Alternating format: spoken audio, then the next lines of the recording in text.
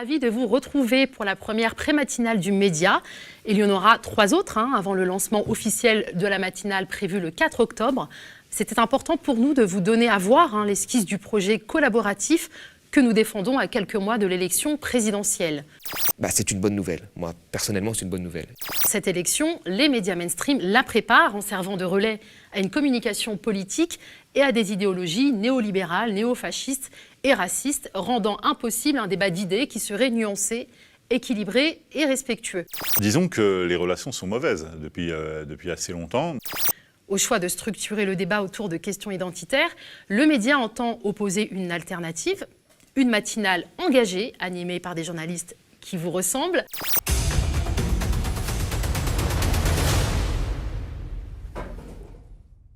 La presse en a très peu parlé. C'est la visite à Paris du prince héritier d'Abu Dhabi, Mohammed Ben Zayed.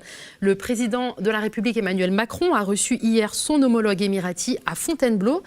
Mohammed Ben Zayed est un militaire formé en Grande-Bretagne. Il veut imposer contre ce qu'il considère comme le péril islamiste pour la région du Moyen-Orient un nouvel ordre, ce qu'on appellerait une forme de stabilité autoritaire, c'est-à-dire imposer des militaires ou imposer de nouveaux dictateurs.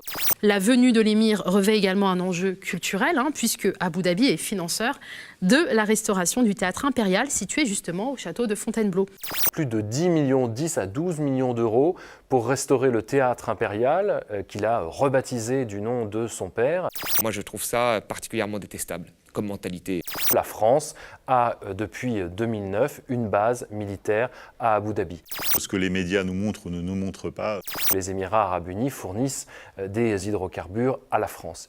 C'est un feuilleton qui n'en finit plus.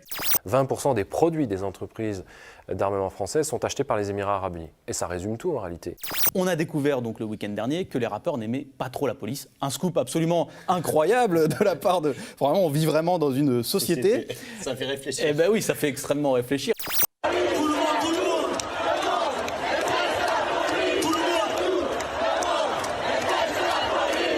On est dans le cadre d'un festival de gauche avec un rappeur qui fait son show.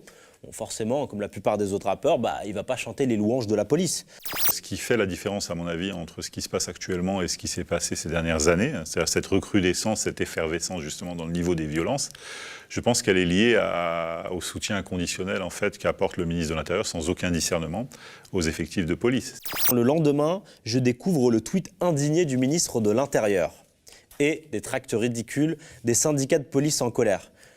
Mention spéciale quand même à celui du syndicat Alliance Police qui appelle carrément à la fin de la fête de l'humanité et qui demande au ministre de porter plainte pour un délit qu'il vient d'inventer, l'outrage de masse envers les policiers républicains. On a une mouvance en fait, une fachosphère, on peut l'appeler comme ça, de policiers sur Twitter et sur Facebook qui avait été dénoncé un temps, mais en fait le phénomène n'a pas du tout été endigué. Le ministère de l'Intérieur est totalement impuissant face à ce phénomène. Quand on vous dit que certains n'ont jamais ouvert un code pénal de leur vie, c'est pas une blague. Quand Alpha Condé est arrivé au pouvoir, il a remercié ceux qui l'avaient aidé à accéder à ce pouvoir, notamment Bolloré. Il a donné la concession du port de Conakry, qui est un grand port en Afrique de l'Ouest, au groupe Bolloré. Fini les tirades du président sur la souveraineté économique, la réindustrialisation et le rôle de l'État. Finalement, l'argent sale qui vient d'Afrique a toujours financé la vie politique française. Quand ça va trop loin, ça va trop loin. À la semaine prochaine.